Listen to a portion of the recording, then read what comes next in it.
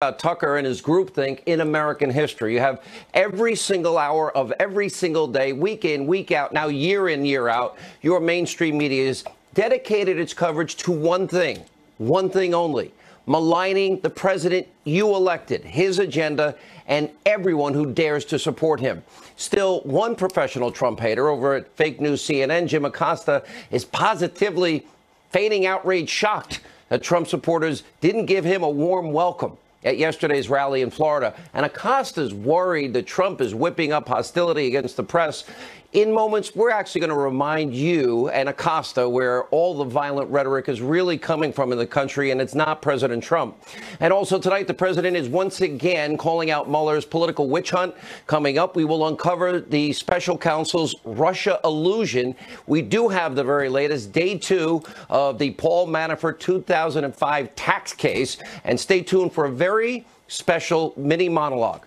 Rush Limbaugh, 30 years, groundbreaking conservative talk radio. Here's a preview. We have a special guest. Who is it? So, Rush, I just wanted to congratulate you on 30 years. This is your favorite president, and I think you are fantastic. All right, it really is impossible, and I'm going to speak as a conservative, to imagine the last 30 years without Rush. We're going to have much more on that later in the program. But first, it's time for tonight's breaking news, jam-packed, buckle your seatbelt opening monologue.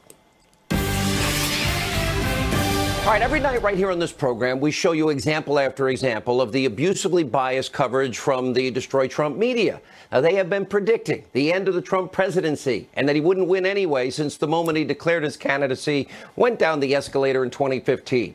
Now, there have been zero in terms of objectivity, zero fairness, crisis peddling, mixed with a deranged blend of personal insults and anti-Trump bizarre conspiracy theories. It's why we call them the Destroy Trump press. Now, CNN's chief White House correspondent, Jim Acosta, he has been one of the worst offenders. And the crowds at last night's Trump rally in Tampa, Florida, well, they told him in person what they think of him and his network. Take a look.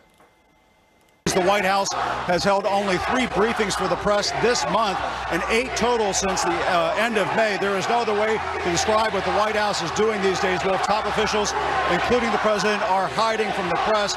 And Wolf, just to give you a sense as to what's happening right now, you can hear there is a chorus of boos and other chants from this Trump crowd here in Tampa, Florida. They're saying things like CNN sucks, go home, and fake news. Wolf, obviously, all of those things are false. We're staying right here. We're going to do our job and report on this rally to all of our viewers here tonight. Wolf. All right, this is not the first time this happened. And after what you just saw, Jim Acosta shared his fear of Trump supporters, and he tweeted out, quote, "Just a sample of the sad scene we faced at the Trump rally in Tampa. I am very worried that the hostility whipped up by Trump and some in conservative media will result in somebody getting hurt. We should not treat our fellow Americans this way. The press is not the enemy." Jim, I'm a pretty prominent conservative in the country. Let me say this clearly and loudly. I want every journalist in this country, everyone, I don't care who you work for, to be safe.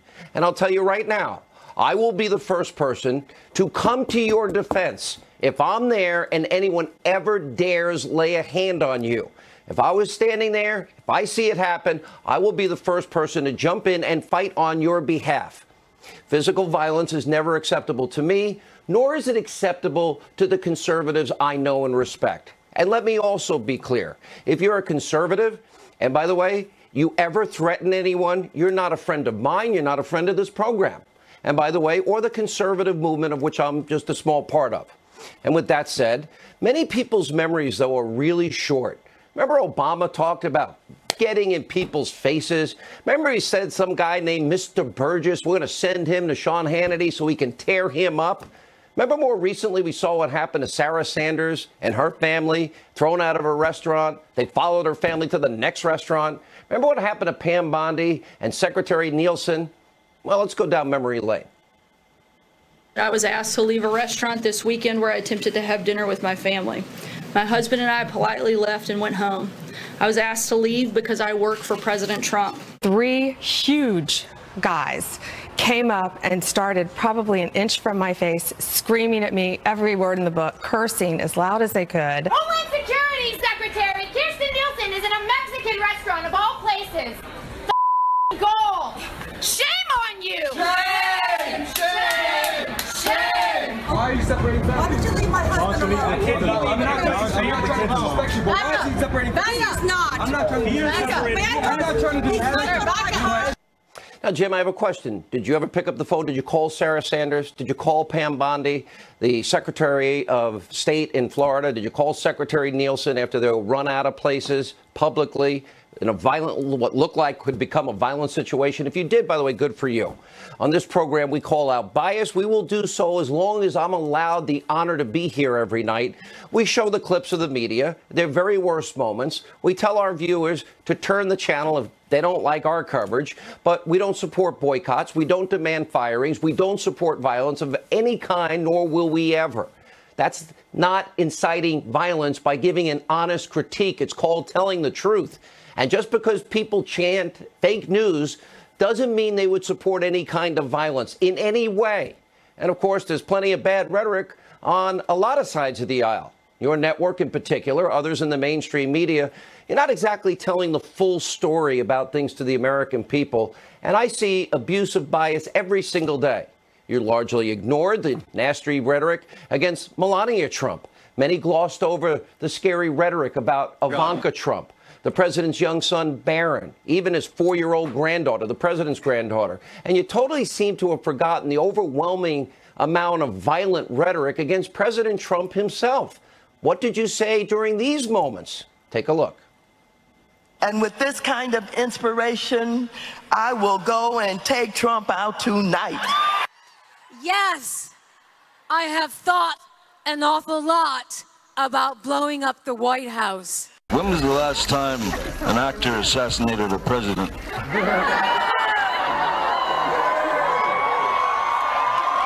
I want to clarify, I'm not an actor. I lie for a living. However, it's been a while. And maybe it's time. How dare he say the things he does? Of course I want to punch him in the face. Right. Yes. The press always asks me, don't I wish I were debating him? No, I wish we were in high school. I could take him behind the gym. That's what I wish. So where's the fear, the worry, the concern about all of this rhetoric against the president? Now, do you think what you just saw is a little bit worse than being heckled at a rally? Because I do. But there's plenty of more examples of these crisis peddlers in the news media today doing whatever they can do every minute, hour, second of every day to discredit President Trump and his supporters. Now, the media in this country, they cannot stand the president's common sense conservative agenda. They can't stand that he's actually keeping his promises. They clearly don't like the Trump tax cuts because that means it's, well, less of an opportunity for Democrats to get power back.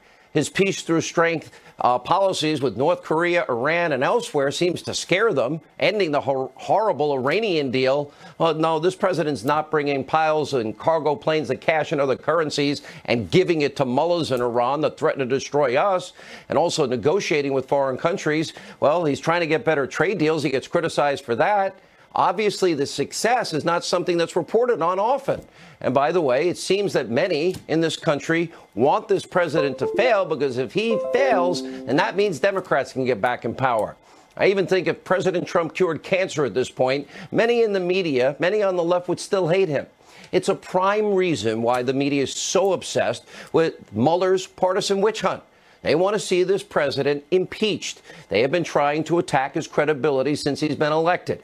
Earlier today, the president's attorney, Rudy Giuliani, called for Mueller to finally begin to wrap this up. Watch this. We believe that the investigation should be brought to a close. We think they're at the end of it. They should render their report, put up, I mean, I guess if we were playing poker, we're not. We can put up or shut up. What do you got? We have every reason to believe they don't have anything. The president did anything wrong. We don't have any evidence of anything wrong. And today on Twitter, the president himself called on the Attorney General, Jeff Sessions, to end this investigation. He tweeted out, quote, "This is a terrible situation. The Attorney General, Jeff Sessions, should stop this rigged witch hunt right now before it continues to stain our country any further." Bob Mueller is totally conflicted, and his 17 angry Democrats that are doing his dirty work are a disgrace to the U.S. And then the president continued, Russian collusion with the Trump campaign, one of the most unsuccessful in history, is a total hoax. The Democrats, they actually paid for the phony, discredited dossier, which was, along with Comey, McCabe, Strzok, and his lover, the lovely Lisa Page, used to begin the witch hunt. Very disgraceful. And by the way, the dossier had phony lies, and FISA judges were lied to. Now, if you can believe it, many in the media, they're now saying President Trump actually obstructed justice because he tweeted out his opposition to all that has happened with no evidence and criticizing what is a witch hunt. In other words, telling the truth. Take a look. He's basically sort of delegitimizing our system of government. Maybe this is the beginning of a new Saturday night massacre, and one has to wonder whether Mr. Trump is feeling the pressure of the Manafort trial. It looks like he may very well have obstructed justice in this particular case. That's why I find it particularly ironic that he seems to be, continuing to try to obstruct and end this case so publicly. They're starting to feel the collusion investigation closing in a little bit more. We're getting Donald Trump's most overt and obstructionist tweets to date. It's not a surprise. Just around this little incident will be a strong mini case of obstruction. Crisis to crisis, feigned, phony, moral outrage every second. Just another example of what is groupthink in action. And it's the same reason the mainstream media has been telling you that the trial of Paul Manafort on a 2005 tax case is the trial of the century. And of course, it is anything but. Manafort worked for then candidate Trump, I think, less than 100 days. The charges that Manafort is now facing have nothing to do with Trump. Nothing. Nothing to do with the campaign. Zero. Nothing to do with Russia. Zero. Nothing about collusion. Still, Manafort is facing serious time in prison if convicted. And the success rate, by the way, for federal cases is really high, 95, 98%. That means this is an uphill battle when the full force of the federal government is going after any American, in this case, Paul Manafort. The judge overseeing the trial, T.S. Ellis III, he's not cutting the Mueller team any slack. And before Manafort's proceeding even started, he accused Mueller and his team. Imagine a judge saying this to the special counsel. This isn't about Paul Manafort. This isn't about a tax case. You want to tighten the screws on Paul Manafort. You want to make him sing and provide dirt against President Trump, or compose, meaning what do I need to say to get out of trouble so you can prosecute or impeach Donald Trump. This case is about a 2005 tax case. Nothing to do with Trump, nothing to do with Russia, nothing to do with collusion. And the only reason there's all of this media coverage is because he worked for then candidate Trump for less than 100 days. And according to a counselor inside the courtroom, Judge Ellis even interrupted Mueller's team of prosecutors in their opening statement because Paul Manafort made money in his life and was living a lavish lifestyle, telling the jury it's not a crime to be rich in America and telling them to move on. The judge also chastising the prosecution over the word oligarch. And now one more blow for the special counsel, their star witness, Rick Gates. Well, they're saying he may not testify now. By the way, what did they offer Gates? I said last night, Sammy the Bull Gravano kills 19 people, doesn't spend a day in jail because they use him to testify against what? John Gotti Sr.? And then they get him a home and the witness protection program in Arizona. Are we not beginning to have a problem with the way they work this system? I have no idea what Paul Manafort did or didn't do in 2005 to 2007. I didn't know him. But I do know that this trial is only happening because Robert Mueller is desperate to get President Trump. He wanted Manafort to sing or compose. He's desperate to find something, anything on the president. It doesn't matter, it seems, what toll this is all taking on our country. And you talk about language, you talk about the feeling of threats. Jim Acosta, you're not the only one. I had a president of the United States not that long ago telling somebody to, first get in people's faces, and then he's going to send somebody to tear me up. Did President Trump ever say this about you? I'll put Mr. Burgess up against Sean Hannity. He'll tear him up. I need you to go out and talk to your friends and talk to your neighbors. I want you to talk to them whether they're independent or whether they are Republican. I want you to argue with them and get in their face. Yeah, get in their face. That bit worse than chanting fake news? Tear up Sean Hannity? What about what Maxine Waters said? Follow him into the grocery store, wherever she said to follow people, or Cory Booker. Joining us now, author of Why We Fight, Fox News national security strategist, Dr. Sebastian Gorka, author of the brand new book, a bestseller, The Briefing, Politics, Press, and the People, former White House press secretary, had the worst job in America. Now Sarah Sanders sadly has it. Why anybody wants that job to deal with these people every day is beyond me. Congrats, Sean, on the book. Their memories are short, because what happened to Pam Bondi and Secretary Nielsen, what happened to Sarah Sanders is recent. The things that have been said about the president's son are fairly recent, and his granddaughter are recent. The things said about Melania, Ivanka, and so many others that are close to the first family. I don't remember Jim Acosta as the great champion standing up for the first family or calling them. I'd love to know if he ever called them and said, I'm so sorry what you've been through. Well, Sean, look, I'm on a book tour right now, and they love playing clips about me getting heckled and intimidated. They think it's funny and amusing. So, look, I would associate my comments with your opening monologue. We have a country that allows people to express themselves freely, and that's what makes our country great. But at the same time, I agree with you. We need a free and fair press that is robust, but it should never, ever be under attack with intimidation or violence. If Jim Acosta has a problem with some of the ability of people to express themselves, he should look at his own unprofessional and disrespectful behavior, look in the mirror and wonder whether he's part of the problem. We should never be threatening anybody with violence. But it's interesting how he's only concerned with himself and his colleagues, as opposed to the violence that has come against the right, people like myself, Sarah, Secretary Nielsen, and others. I want to go out there and have a book to talk about, to exchange ideas with people, and have a civil debate. And they don't seem to worry about that sort of intimidation and that sort of disruption. It's only when it affects him. Did Jim Acosta ever call you about the heckling that you received? No, he was part of it. I mean, his unprofessional and disrespectful behavior is part of the problem. The way he treated the president the other day in that Rose Garden was disgraceful. He owes the president an apology. It is not his question that he is entitled to. It is the president's to give it to him. And as much as people may not like some of the...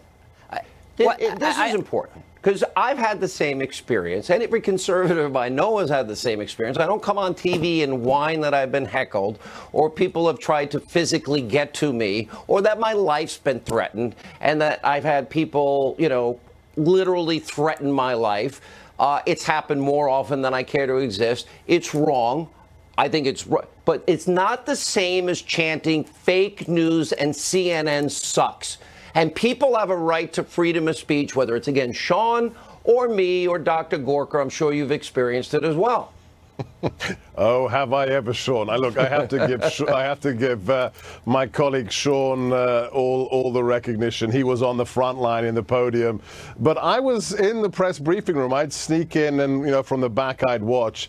And Sean, Jim Acosta thinks it's his briefing room. I mean, he really thinks it's the Jim Acosta show. And it's not. It's the White House briefing room. He's got it backwards. Two metrics, just two metrics for both of you and for the viewers. Go back 20 years. Go back 40 years. And find for me when the White House press corps salivated over a Republican president. You won't find it. Listen, you won't find the hagiography. We'll take it a step further. And I said this, and I'll go back and pull the tape, many, many times when Barack Obama was president. We must keep our politicians safe. And I'm telling, look, we're the highest rated show in cable thanks to this audience.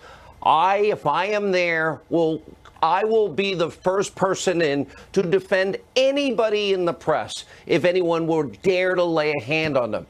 But chanting you suck is not the same as violence. People have a right to speak in this country. It's not just the press. It's any American. No American should feel threatened to share their voice and their opinion. No American. We give you the last word, Dr. Gorka. but Republican politicians have never said harass the other party, get in their faces. It's only the left, it's only the Democrats, and they need to get a grip on their party before things get worse, Sean. Well, I challenge Jim to maybe talk to those people that threw poor Sarah Sanders out of a restaurant, and Pam Bondi and Secretary Nielsen, and he did have somebody that worked at his network that had a severed head. I know she got fired, of the president that his 12-year-old son saw. So let's start with ourselves. Anyway, when we come back, we got a lot of breaking news tonight. Big news out of the White House about the back and forth between the Trumps, the president's legal team, Robert Mueller. Joe DeGenova is on fire. He's next, straight ahead.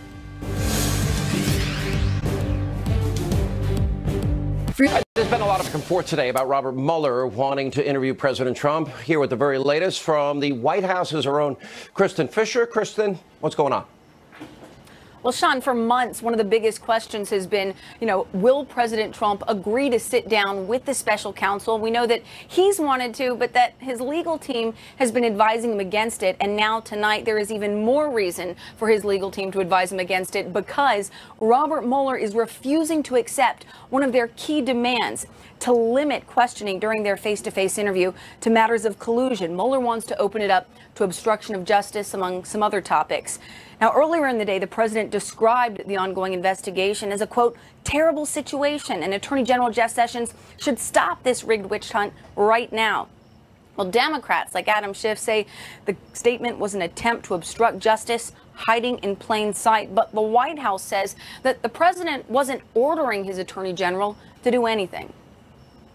The president is stating his opinion. He's stating it clearly, and he's certainly expressing the frustration that he has with the level of corruption that we've seen from people like Jim Comey, Peter Strzok, Andrew McCabe. Now, the president's personal attorney, Rudy Giuliani, is telling Fox News that his inclination is still to say no to an interview, but that President Trump wants him to continue talking to the special counsel. So, Sean, tonight, the negotiations about this potential interview with the special counsel continue. Sean. All right, Kristen at the White House tonight. Thank you. Joining us now with reaction, he is a former U.S. attorney for the District of Columbia, Joe DeGenova. Quick note, he has done legal work for me. He showed up at my Christmas party and he drank way too much. And I paid for the drinks. Anyway, good to see you, my friend.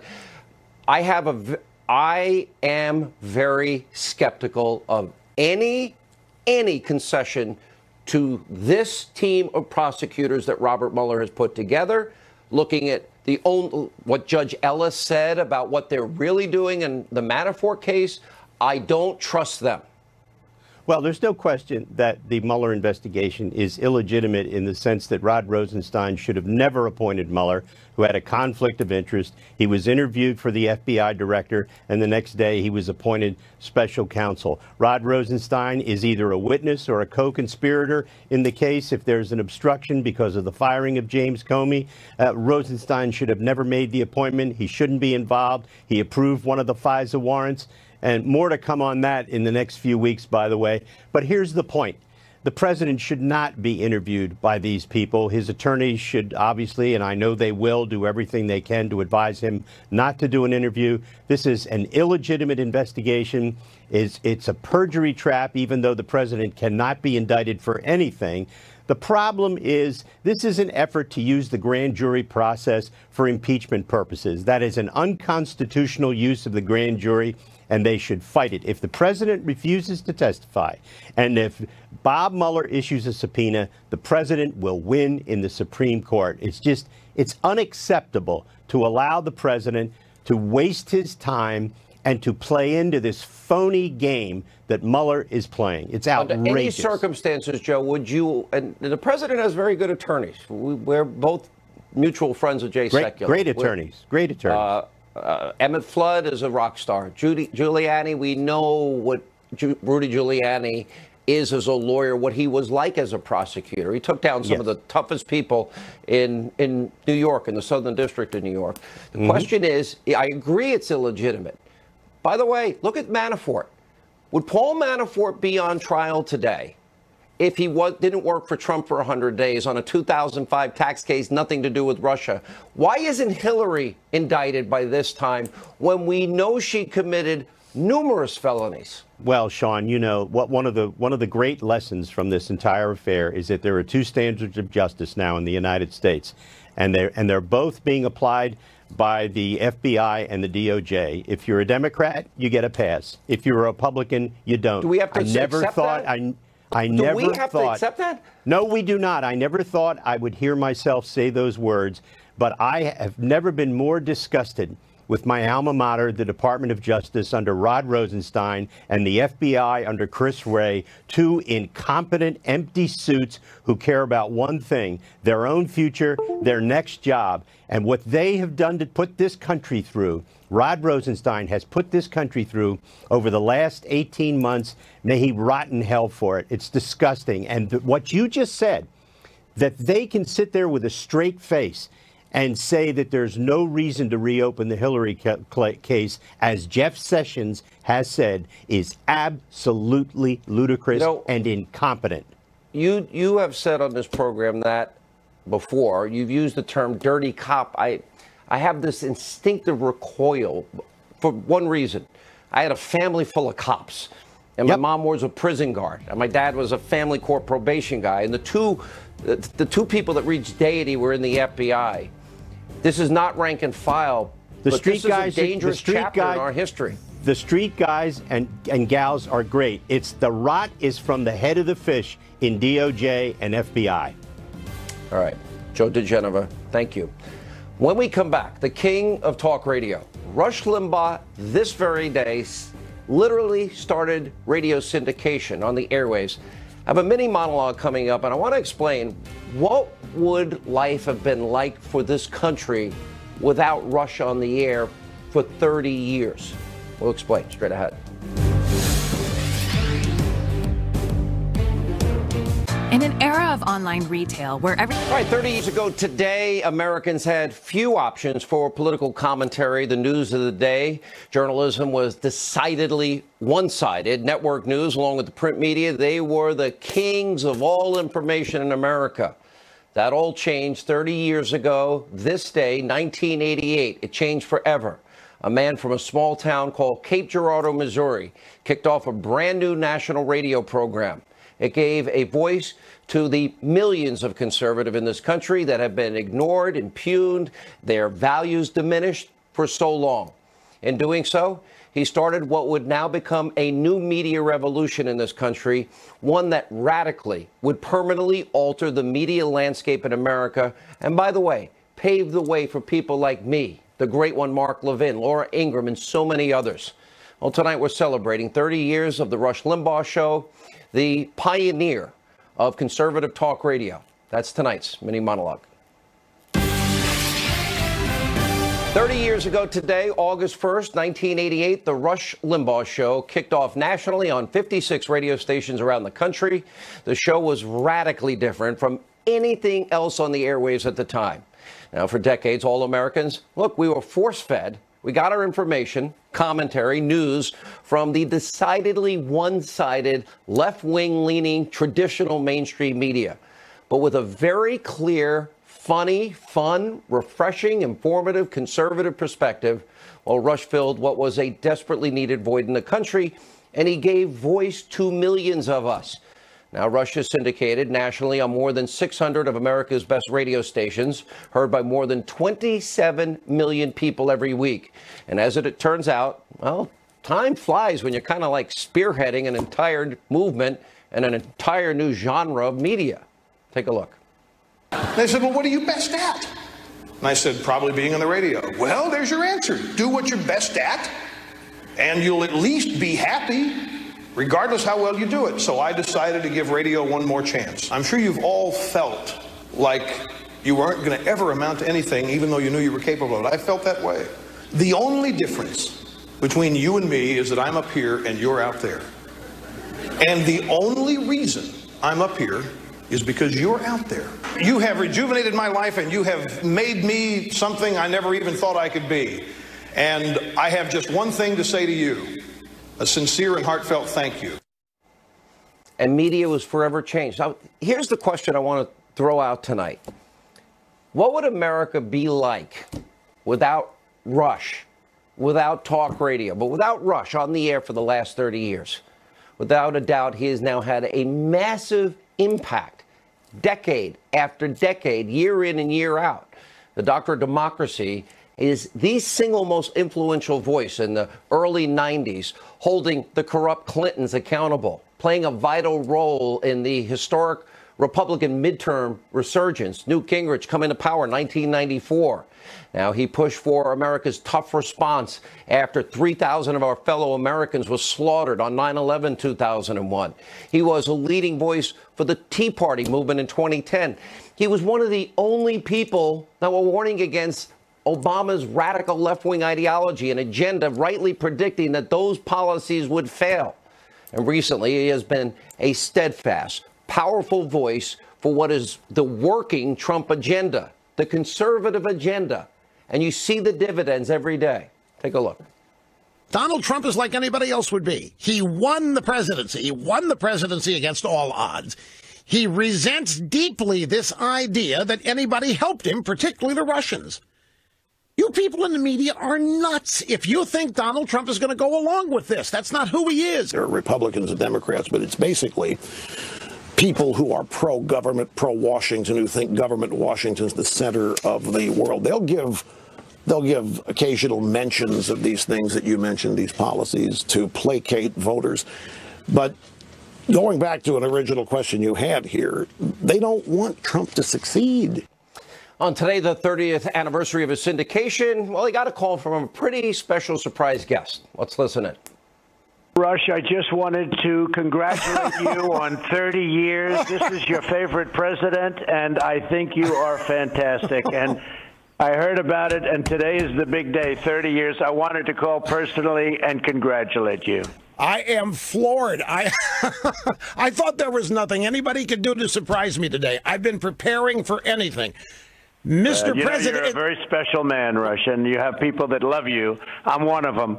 But you're a very, very special guy. What you do for this country, people have no idea how important your voice is. So I just wanted to personally make this one, and I said I'll even dial the number myself if I have to. But I just want to congratulate you. 30 years in that tough business is incredible. And you're stronger now than ever before. Well, I thank you so much. It's such a thrill to hear from you. My friend Neil Bortz, also a talk show, once referred to Rush as the Babe Ruth of talk radio. He was right. And during his call with Rush today, the president also brought up how often I call him the dean of talk radio. Watch this. You know, people don't realize what a great achievement 30 years is, and that cutthroat business that you happen to be in. You know, you might not find that because you're so good at what you do, but it is a cutthroat business. And for you to do this for 30 years is truly an amazing accomplishment, and there's no voice like it. And even your friend Hannity agrees with that. He said, there's nobody like this man. So I said, oh, gee, I guess I thought you two would be competitive. He said, nope, he's the dean. No way. He called you the dean. No way. It was a guest host. He guest hosted for me when we first started. No, he's great, and he's a tremendous fan of yours. They all are. Everybody is. So I just want to congratulate you, 30 years of, and just do it for another 30 years. After that, you can take it easy, okay? I will do that. I'll stay around as long as you do. Okay, you have a deal. That's a pretty good deal. But you know what? It is a competitive business, but people like myself, the great one, Mark Levin, Laura Ingraham, and most people that work in talk radio, we all understand that he forged a path for all of us. Here's the big question, though. I personally... You think back in the last 30 years, think about America today without Rush's voice, that booming conservative voice for 30 years, his unwavering commitment to conservative ideology, philosophy, frankly, his wonderful, warm sense of humor, his outrageous humor, his steadfast love of country. He's literally given this country insightful commentary decade after decade, and it has changed the media landscape in this country forever as he led the way, forging a path like earlier pioneers like Jerry Williams and Barry Farber, Bob Grant, all these guys, some outrageous, controversial, some not. We get to do what we do today because he single-handedly opened up a whole new marketplace. He had the courage of his convictions. He paved the way for a new media and a political revolution. And the fact, for example, you're watching me right now is in part because of these great pioneers courageously forging that path. He had the audacity to stand up versus the status quo. He took a lot of heat. He stood for honest, conservative, great American values. They have tried again and again to take him down, and they take it just like they try to take Mark, Laura, me down whenever they can. But here we are. We're blessed, and we're better off as a country. The media has some diversity because of his life's work. So, Rush, on behalf of me, Mark, Laura, conservatives everywhere, millions of us, thank you. Congratulations. 30 great years of broadcast excellence. When we come back, Rush Limbaugh's brother, author, attorney, friend, David Limbaugh, and he's done legal work for me and went to a party with me. Good grief, I have to say that every time. Straight ahead.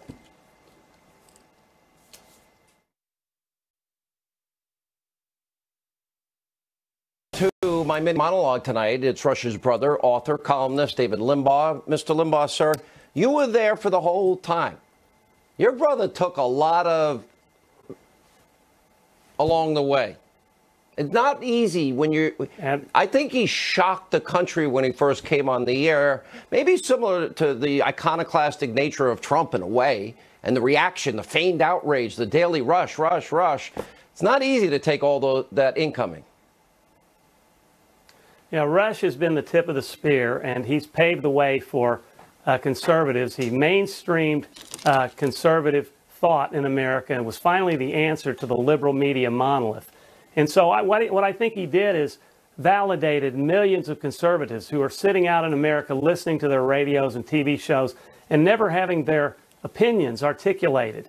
And they were so frustrated and wondering, are they odd? They talk to people at the store, they talk to people in their walk of life who are the same as they are, but they don't hear any of these ideas being articulated in the national media. Finally, Rush broke through and gave them a voice. And you mentioned, you asked how America would have been different had he not burst on the scene. I shudder to think what would have happened by now with the avalanche of media propaganda, liberal propaganda in the universities and in the culture. Rush has answered it back, and he's given the voice to the rest of us. You know, it's been a wonderful thing. Look, you would know more than I would. It had to be hard at times because I see it. Anyone in this business now, me, Laura, Mark, Rush, anybody, there is an industry where millions of dollars are being spent monitoring all of us in the hopes that we say one word, one phrase, one sentence to get us fired and attack our advertisers, get us off the air. Whatever happened to the left believing in freedom of speech and expression and thought? Is it that they're that intimidated? Well, they don't believe in it. They haven't ever believed in it. They mouth these ideas about tolerance and wanting us to get along in kumbaya harmony. But the truth is, when they hear someone disagreeing with them, especially someone articulate and popular and has a sense of humor and has the audacity to lampoon them in a national medium, they couldn't take it. And so they want to shut him down. And they've funded these organizations dedicated to destroying him and making things up about him. And now these same kinds of outfits have gone after you. Millions of dollars. And they make things up, they exaggerate, they take things out of context, and Rush has had to single-handedly fight back these people as he has paved the way for thousands, literally thousands of other people who have been generated from his example. You are one of them, as you have said, and he has shown the way. But in the beginning, it was lonely. He was out there and he was on talk radio, and no one was there to defend him. No one was there to fund his defense of himself. But he has truly inspired so many people to speak up and to get in this medium, and it's really been a wonderful thing. Interesting side note. Thank you, David, for joining us. When he started in '88, there were like 200 talk radio stations in the country. Now there are thousands, and it's the #1 format in radio. Amazing. Thanks for being with us. All right, joining us now, more reaction to our other top stories. Mueller's witch hunt, the New York Times. Now, I feel sorry for Judge Jeanine because I'm friends with you, and last week she was #1 on the New York Times bestseller list. This week it's you, and she's illicit scheme to clear Hillary Clinton, framed Donald Trump, now officially a #1 New York Times bestseller. Greg Jarrett, many congratulations. Thank Sarah you. Carter. Let's go to the Manafort trial today, and you're both following it very closely, which wouldn't be happening, has nothing to do with Russia, if this poor guy didn't work for Trump for 100 days.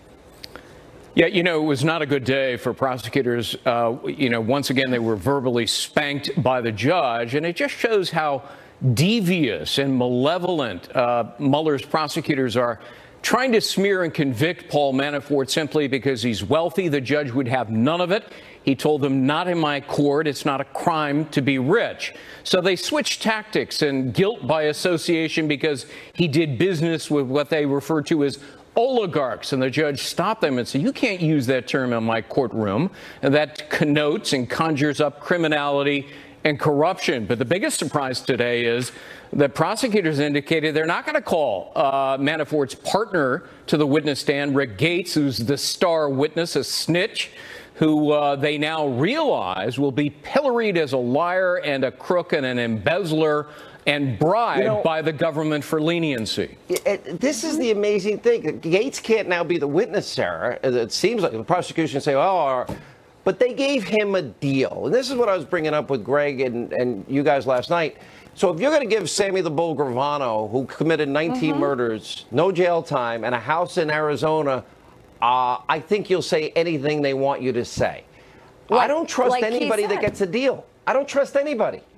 Well, that's right. And that's why Ellis was saying you want him to compose. You want him to come up with something, some kind of story that you could use against the president. And that's not what we do here. And that's why he slammed him hard today, the prosecution. And you know something else, Sean, something that came up today that I think is really significant. We've already seen a year of exposing the Department of Justice and the FBI, those high-level officials. We've seen a culture of corruption there. And now Mueller, wants to question the president on obstruction. Should they allow that? That's the story.